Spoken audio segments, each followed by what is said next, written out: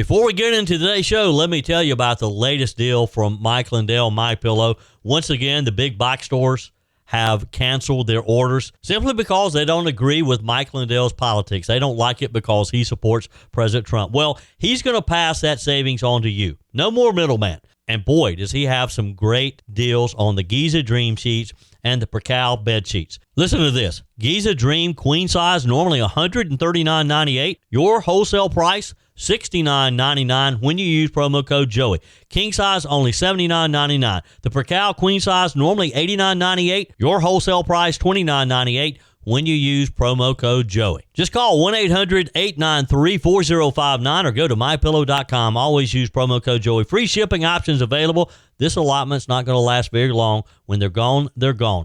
mypillow.com, promo code Joey. Thanks for joining me in the PhD Weight Loss and Nutrition Studios. To lose weight for the last time, visit myphdweightloss.com. Welcome in. Thanks for joining me on this Thankful Thursday. You know, last week I said we're going to reinvent Thankful Thursday, where you send me stories of things that you're thankful for. You can email those to me. You can text them. You can call me and leave me a message on the MyPillow message line, 864-477-JOEY, 864-477-5639. Always use promo code Joey when you go to mypillow.com and place your order.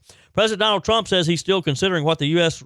role in Israel's strikes on Iran will be, saying, I'll decide 1 second before it's due. Senator Ron Johnson, a former accountant, literally tears into what he calls misleading claims about the true cost of President Trump's big, beautiful bill. We have an update on where the bill stands in the U.S. Senate. And the U.S. Supreme Court ruled 6-3 yesterday to uphold a Tennessee law banning medical procedures intended to alter a minor's gender identity, a major decision that reshapes the legal landscape around transgender care in America that has the transgender community standing on its head. And the Federal Reserve announced yesterday that it will leave its benchmark interest rate unchanged following its June monetary policy meeting. The decision keeps the federal funds target rate at 4.25 to 4.5%, unchanged for the fourth consecutive meeting. I told you we'd be back. And ye shall know the truth, and the truth shall make you free. It's Joey Hudson. I wanted to name it the Joey Hudson bill, but, you know, they don't allow you to put names on bills. But I wanted to call it the Joey Hudson bill because I know that one's been near and dear to you for a number of years. That's how it's done. Let your voice be heard. And the truth shall set you free. Here's Joey Hudson. President Trump yesterday says he hasn't decided whether the United States will join Israel in military strikes against Iranian nuclear sites, but made it very clear that he's keeping that option on the table until the last possible moment. Trump told reporters in the Oval Office, I like to make the final decision 1 second before it's due, because things change, especially with war. Things change with war. It can go from one extreme to the other. Now, the president said he was headed to the White House Situation Room for further deliberations when he made that statement yesterday, saying, I'm not looking for a fight, but we may have to. He emphasized that his preference is for diplomacy, but said stopping Iran from obtaining a nuclear weapon remains a red line. Trump said, I'm not looking to fight, but if it's a choice between them fighting or having a nuclear weapon, you have to do what you have to do, and maybe we don't have to fight. He credited Israel with carrying out a very good job, but didn't elaborate on whether the U.S. had played any supporting role in the recent strikes. Despite the heightened military activity, Trump said that Iranian officials have indicated they're open to direct talks with Washington. We'll see. The president said any future talks would follow weeks of behind-the-scenes warnings to Tehran, including a now-expired 60-day window he says he gave Iran to come to the table voluntarily and limit uranium enrichment. One of the biggest military questions now, Trump suggested, is whether Israel can destroy the Fordo nuclear site, Iran's most protected enrichment facility, which is buried deep inside a mountain. The answer may depend on U.S. technology, though. The president said, we're the only ones that have the capability to do it, but that doesn't mean I'm going to do it at all. He didn't specify whether that capability refers to bunker-busting munitions, advanced stealth aircraft, or satellite intelligence. As tensions escalate, The president huddled repeatedly with his top military and intelligence officials as they try to assess the state of the conflict. A White House official described the mood as calm but resolute, saying everyone is ready to execute his decision. That's how this White House is. He calls to play, we execute. The administration has reportedly reviewed intelligence tied to both Israeli operations and Iran's retaliatory capabilities. While Trump declined to comment on classified assessments, sources say that the U.S. is monitoring Iranian missile movement and possible responses in the Gulf region, Iraq, Syria, and Lebanon. We do know that the Navy is sending warships to the area very quickly so that we have assets in the area if they are needed. The situation on the ground in Iran remains quite volatile, according to reports. Images shared widely on social media show thick smoke billowing over parts of Tehran. We saw yesterday and continue today just mass exodus of people from the Tehran area. Highways literally just jammed for miles and miles and miles as people were trying to evacuate. That'd be a horrible feeling, wouldn't it? To have to pack up whatever you can get into your vehicle and leave home, not knowing if you're going to have a home there when you return, or if you'll ever return for that matter. Traffic was gridlocked. You saw major roadways. This was after President Trump issued a public warning to Iranian civilians to evacuate certain areas. This message amplified by a lot of people, and social media has played a big role in that. The social media, of course, is worldwide. Although some internet service providers can block certain things, but it appears that that social media is used to spread the word among people that, hey, you need to get out. You're in a danger zone. You need to pack your family up as quickly as possible and flee the area. Meanwhile, Iranian Red Crescent crews were seen sifting through rubble in images that were released yesterday. The full extent of damage is still unconfirmed, but we do know that Israel has been quite efficient in destroying a lot of buildings in Tehran. It's just sad all the way around. When you see images of some of these apartment buildings and complete neighborhoods that appear to just be destroyed, knowing that families live there, knowing that those are homes. Now, yes, they're homes of people in Iran who have just a horrible regime. But you got to believe that the rank and file, most of those Iranian citizens, have nothing to do with it. They have no control over it. They have been oppressed for years. Now, back to President Trump's decision. His eventual decision, the stakes are just so high here, with Israel reportedly planning additional strikes in the coming days and Iran threatening retaliation. We don't know where this is headed. I shared with you yesterday some polling data that indicates that most Americans across all political beliefs, Republican, Democrat, independents, conservatives, liberals, leftists, that pretty much across all spectrums are opposed of the U.S. having a direct involvement in the conflict. So the question is to you today, and I'd love to get your feedback. You can text me. You can email me, joey@joeyhudson.com. Leave me a message on the MyPillow message line, 864-477-JOEY, is if, in fact, President Trump makes the decision for us to be directly involved, are you okay with that? Steve Bannon, who is a Trump loyalist, one of President Trump's biggest defenders and supporters, says that he is not that he is totally opposed to us becoming directly involved. However, Bannon predicted that if, in fact, President Trump does decide to get the country involved, that his loyal supporters will, in Steve Bannon's words, quote, get on board if the commander-in-chief decides to launch the U.S. into this spiraling Israel-Iran conflict. Despite the warning that another war in the Middle East would only tear the country apart, the radio podcast host, the popular War Room host, who has boasted that he's one of the biggest names in MAGA, and he is, doubled down saying he's convinced the U.S. could stay away from the conflict even though he still trusts President Trump's leadership, and he still trusts the eventual decision that President Trump makes. Bannon said, and the MAGA movement, there'll be some who disagree, but the vast majority of the MAGA movement will go, look, we trust your judgment. You'll walk us through this. If we don't like it, in fact, maybe we hate it, but we'll get on board with you. He added that another war in the Middle East is just not a good thing, and it's not for us to be involved in that, for that matter, or for the entire world. Bannon said at an event hosted by the Christian Science Monitor, I know, and particularly his skills as a communicator, that Trump will come and walk people through this. Will explain it to us. We'll see.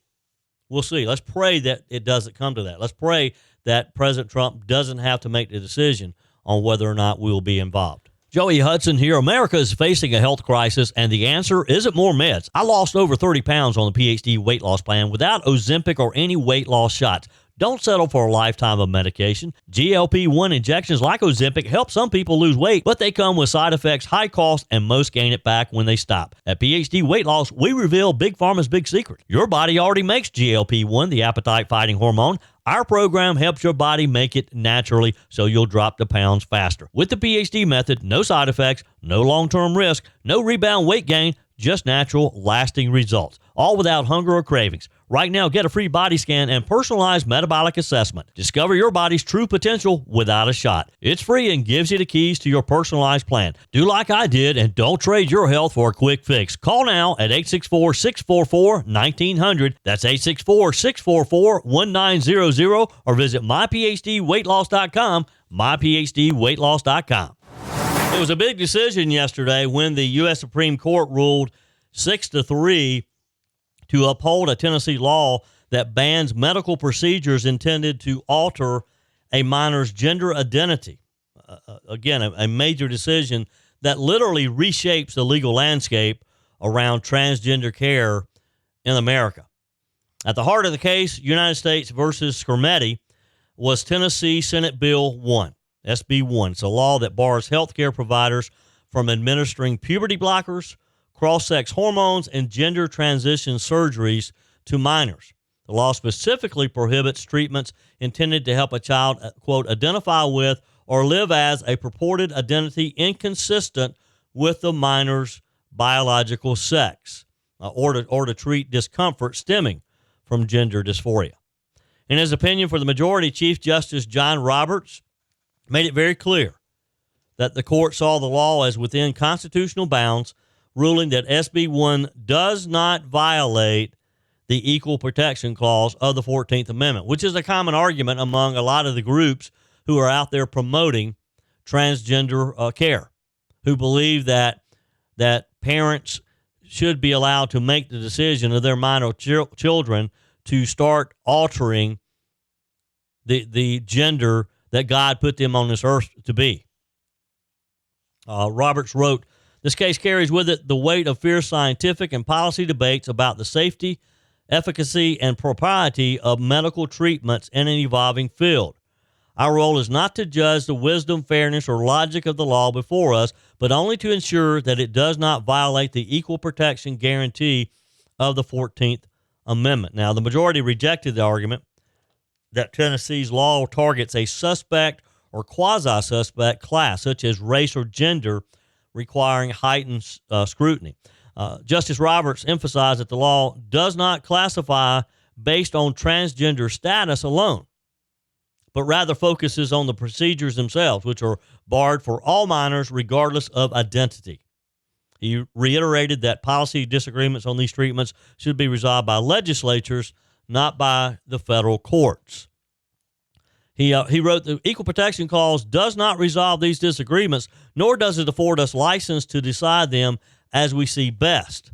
Now, this ruling signals that the court believes that state legislatures, not unelected judges, are the best equipped to weigh the scientific and the moral arguments surrounding gender transition procedures for minors.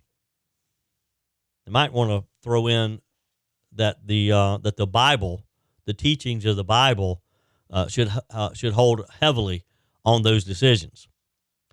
As you can imagine, the dissent was pretty strong. Justice Sonia Sotomayor, joined by Justices Elena Kagan and Ketanji Brown Jackson, accused the majority of abandoning vulnerable children to political forces. Wow. I don't know how anybody could argue that these types of treatments are good for children. Sotomayor argued that SB 1 clearly classifies based on both sex and transgender status and should therefore be subject to intermediate scrutiny, which is the legal standard applied to laws that differentiate based on gender. She wrote, by retreating from meaningful judicial review exactly where it matters most, the court abandons transgender children and their families to political whims. In sadness, I dissent. Sotomayor further warned that allowing states to override decisions made between doctors, patients, and parents could create a chilling precedent in healthcare regulation. This is more than healthcare. This is altering nature. I don't know how anyone can make the argument that a parent should be allowed to allow their child, who is not even an adult yet, to start making this type of decision. If someone is really having issues with their gender, let them become an adult. Let them live life a little. Then they can make that decision. But for children, some as young as 13, 14, 15 years old, to start allowing them to transition to another gender is just crazy. And I can't imagine parents who are in that situation who think that's right. This case emerged as one of the most high-profile cases of the Supreme Court's current term.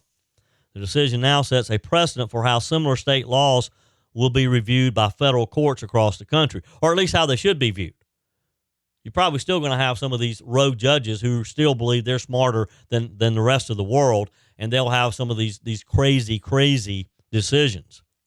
This case originated from a legal challenge filed by the ACLU, surprise, surprise, on behalf of 3 transgender minors and their families, as well as a Memphis-based doctor.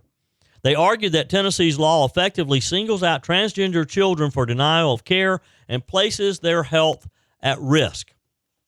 Now, the Biden administration initially supported the challenge, but the position was reversed after President Donald Trump returned to office in January. Just another byproduct of having a common-sense president in the White House.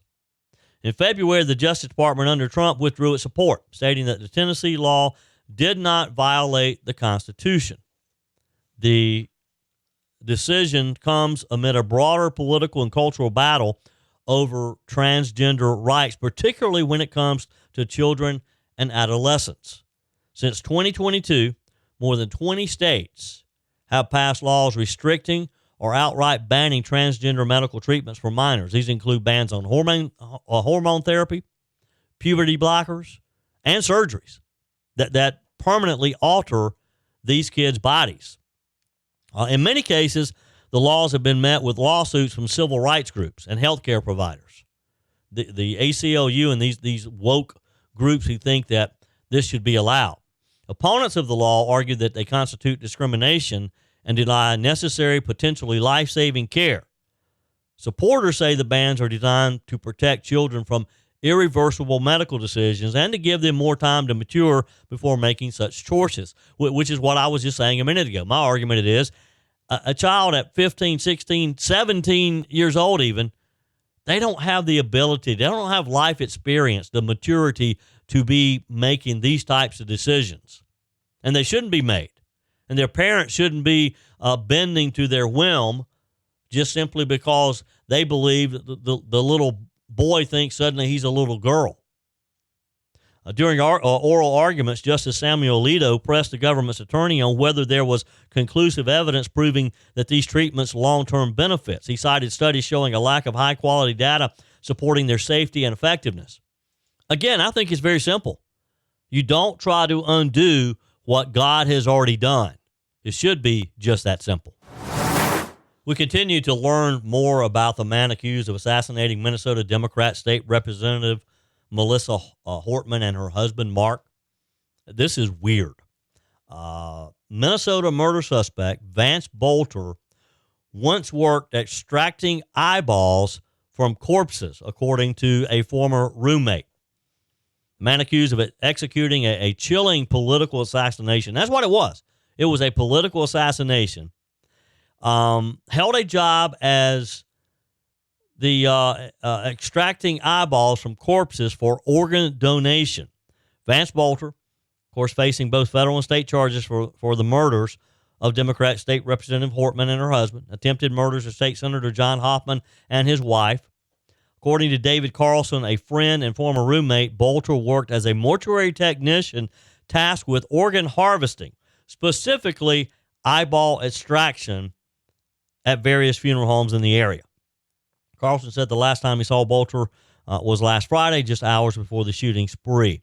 Bolter had recently been employed by Metro First Call, a funeral home based in Savage, Minnesota, which confirmed he worked there between August 2023 to February 2025. The company issued a brief statement following news of the arrest, saying, "We'd like to extend our thoughts and condolences to the families of the victims. This is devastating news for all." As far as Vance Bolter is concerned, he worked for our company until he voluntarily left in February 2025.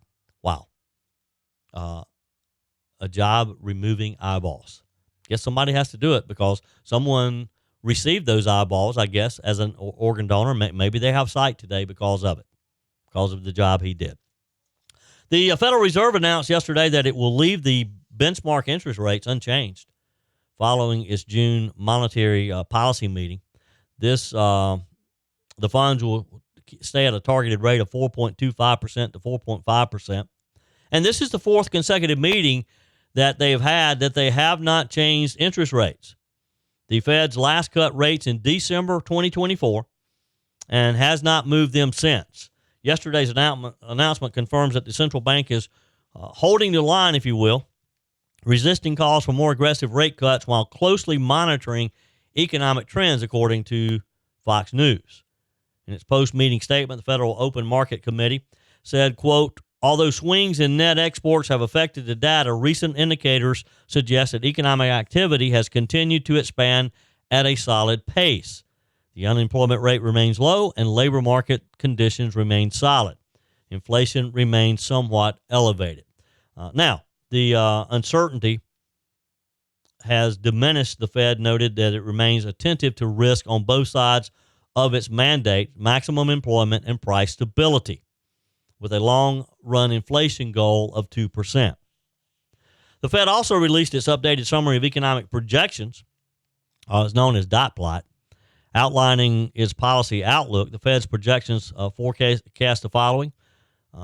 PCE inflation to rise to 3% in 2025, falling to 2.4% in 2026, and then down to 2.1% in 2027. Real GDP growth to slow to 1.4% in 2025, they think. Then they believe that it will start rising modestly in the following years. And unemployment, they believe, will increase to 4.5% in both 2025, 2026, dipping slightly in 2027. I have no idea how they know this stuff and how they can predict this over the next year, 2 years, 3 years. But hey, that's why they get paid the big bucks, I guess. Speaking at a post-announcement press conference, Fed Chair Jerome Powell described the U.S. economy as being in a, quote, solid position, though he did acknowledge that inflation remains above target and that risks have shifted amid global tensions and domestic policy changes, and citing some of the uncertainty around the world. He added, "Our current stance of monetary policy leaves us well positioned to respond in a timely way to potential economic developments." One of the key variables that Powell addressed was the renewed use of tariffs, which is, of course, something that President Donald Trump has championed. Tariffs on Chinese goods, European steel, and other imports have recently been implemented or expanded by the Trump administration. Powell said that their effects are likely to feed into inflation and possibly dampen economic activity depending on their magnitude and their duration, he said. He said increases in tariffs this year are likely to push up prices and weigh on economic activity. He also warned that the delayed nature of tariff pass-through means some impacts are yet to appear in consumer prices. Goods already in stores were often imported months ago under pre-tariff conditions, and his belief is that we're going to see an increase in prices in the coming months and year. President Trump, who, of course, appointed Powell back in his first term in 2017, but has frequently been critical of him, lashed out against yesterday's announcements. The president said Powell is a stupid person, accusing the Fed of holding back the economy by not cutting rates further. Powell, when asked about the president's comments, declined to respond directly. Powell said, we're focused on doing our jobs and delivering a strong American economy with a strong labor market and stable prices. Powell's not going to take the bait, is he? He also would not comment on whether he would remain at the Fed if not reappointed as chair next year, saying he's solely focused on policy decisions. Powell emphasized that monetary policy must be forward-looking and not reactive to every piece of incoming data. And look, I guess in his defense, he is pretty good at staying calm and not necessarily responding to everything that happens. I guess that's good, don't you think? Powell said the economy seems to be in solid shape. The labor market is not crying out for a rate cut. Businesses have started adjusting to the new landscape, and the tone is more constructive than it was a few months ago. Markets, of course, took the Fed's decision in a good way, with few surprises in the statement of Powell's remarks. Some of the forecast shifted expectations. For example, the probability of the Fed holding rates begin in July rose from 83% to 89%. The odds of a 25 basis point rate cut in September climbed from 53 to over 61. So I think the powers that be in the financial world are kind of getting us ready to accept the fact that we're kind of stuck where we are for now. We're not going to see interest rates falling anytime soon. So if you've been thinking about waiting out mortgage rates until they drop before you purchase that new home, or maybe before you sell yours, don't plan for anything anytime soon if you're waiting on interest rates to fall, because it doesn't appear that they're going to be coming down anytime soon. A lot of people responding. Look, despite pressure from some of the political and business sectors, it's very apparent that the Fed is unlikely to move rates until it sees, in its opinion, more sustained progress towards its inflation target or a clear slowdown in job creation and consumer spending. They have their own data points, and they're going to stick to it. Powell signaled openness to adjusting policy as needed.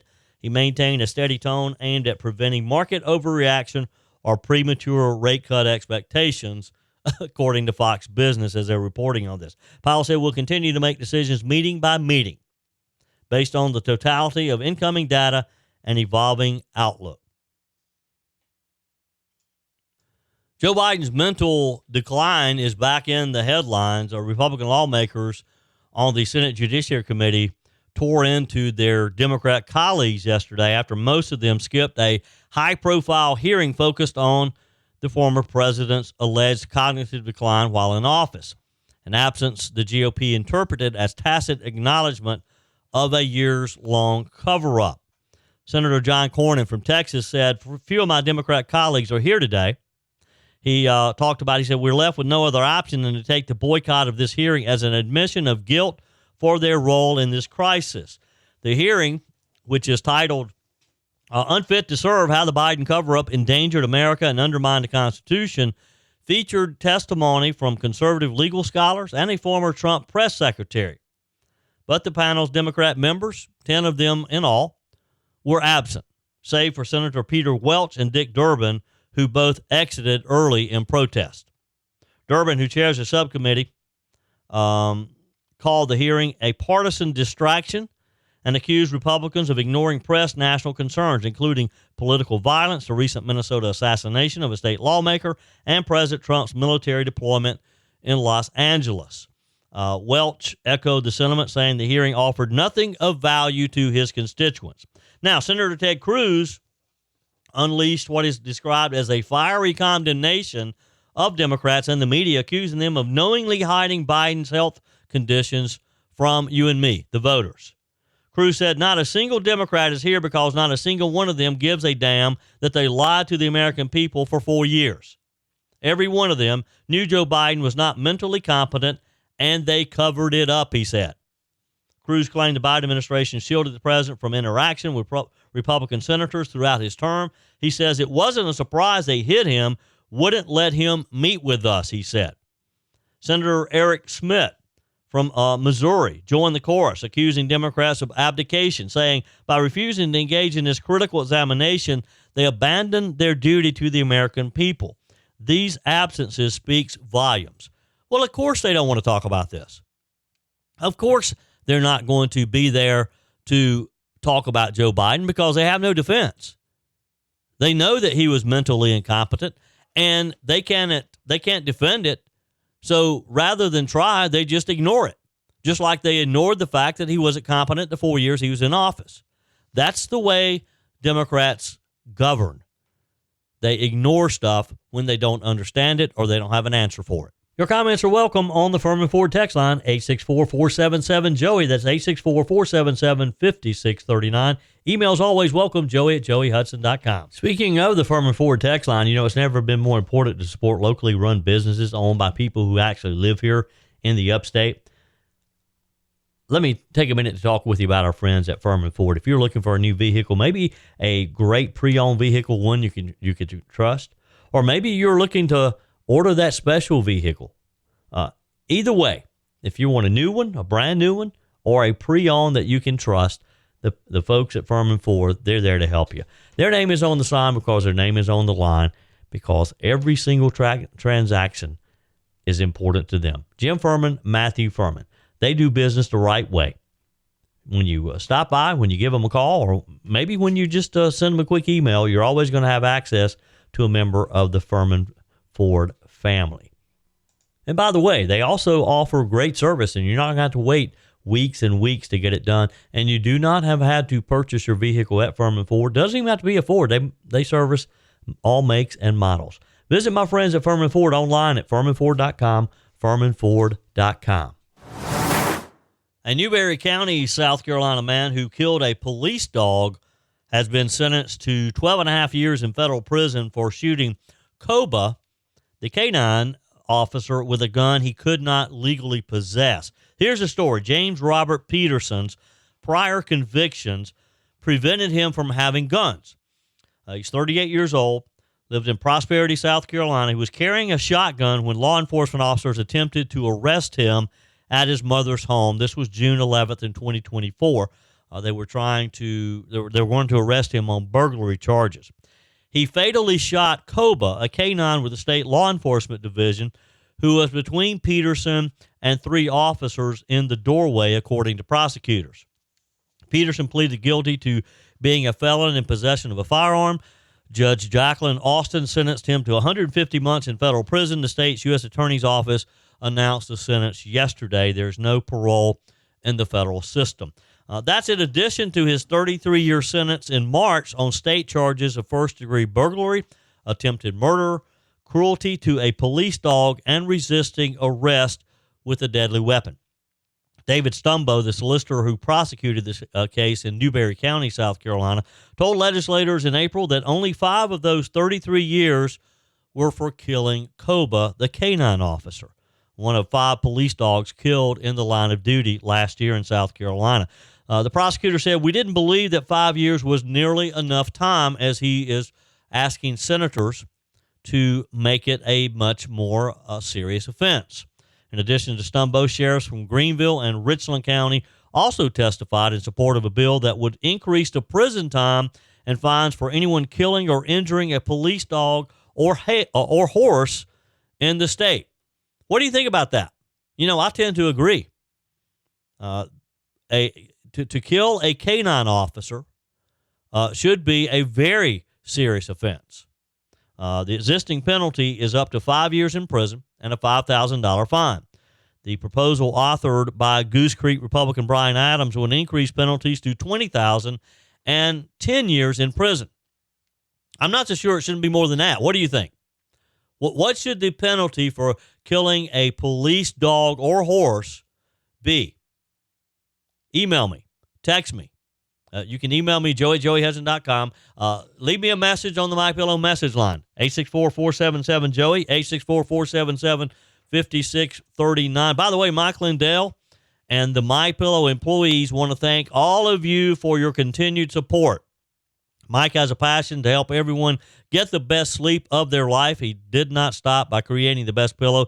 He created the best bed sheets ever. He's offering the best deal on his Percal bed sheets. You can get a set. You ready for this? For $24.98 when you use promo code Joey at mypillow.com. You can also call 800-893-4059. Have your credit card ready. The MyPillow Percal sheets are breathable. They have a cool, crisp feel. They have deep pockets to fit over any size mattress. They look and feel great, which means an even better night's sleep for me and my busy schedule. And look, you're busy too. Also, for a limited time, when you order more than $100 worth of product, you're going to receive $100 of free digital gifts. Again, $24.98 for a set of Percal bed sheets. You can't beat that when you use promo code Joey. Go to mypillow.com or call 800-893-4059. Do it today. Senator Ron Johnson, who is a former accountant, I'm not sure I ever knew that. He, and a long-time deficit hawk at that, he released a 31-page analysis yesterday warning that the Republican-backed One Big Beautiful Bill Act could balloon the national deficit by trillions of dollars, he said, which basically is challenging the White House on their claims that the measure is fiscally responsible. The legislation, of course, a sweeping tax and spending package at the heart of President Trump's economic agenda, has been supported by supporters as a blueprint for wage growth, for manufacturing revival. But Johnson's analysis, based in part on data from the Congressional Budget Office, which is suspect at best, paints a far more alarming picture, which I guess you could say that this means he's not going to be in supportive of it or not supportive of it at its current version.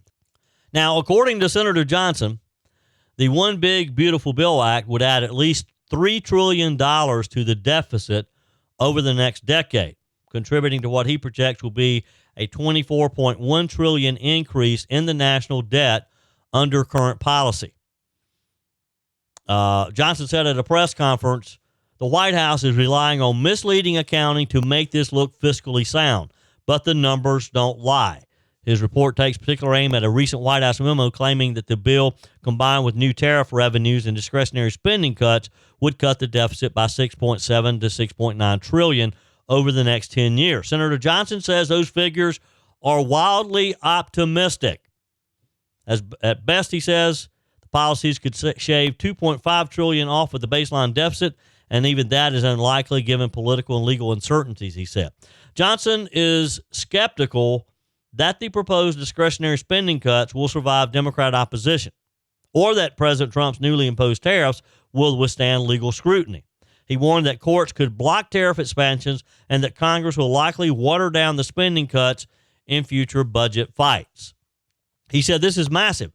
This is a consequential bill. We ought to be looking at it with eyes wide open, not through rose-colored glasses. Now, he acknowledged that he's not a professional economist, but said that the analysis was his attempt to foster what he called a real debate around the bill's long-term implications. Johnson reportedly shared the draft with Trump's top economic advisor, Kevin Hassett, to give the administration a chance to respond.